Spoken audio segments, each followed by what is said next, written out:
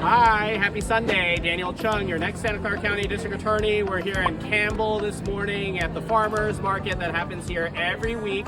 We try to come here very often to pass out our bags. You know, one issue that we wanted to talk about today is plea bargaining in the criminal justice system. Most cases, even in the criminal justice system, are resolved through plea bargains. Prosecutors and defense attorneys often negotiate a resolution to those cases that happens before trial happens or before trial concludes. It's often an efficient way to resolve a lot of cases. If every case went to trial, I don't think there would be enough courtrooms and judges to hear all those cases. So plea bargaining is especially important. You can plea bargain for charges, you can plea bargain for sentences. They're basically negotiations, and oftentimes both sides have to give up a little bit. Prosecutors might drop a few charges, might reduce the sentence a little bit. Defense attorneys might have to give up a little bit as well and admit guilt for their clients and be willing to take some kind of resolution to close cases. Judges, however, cannot engage in plea bargaining. Under the law, judges are prohibited from engaging in plea bargaining with defendants. They can give court-indicated sentences, which is basically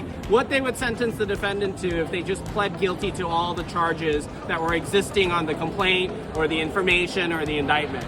So judges can do that. That's a very limited form of giving a sentence or an indication of a sentence to a defendant ahead of time, but they generally can't engage in plea bargaining with defendants and give them deals or cut charges or cut sentences in order to reach resolutions. If you're interested in my campaign, be sure to check out chungforchange.com. Hope to see you around, and take care.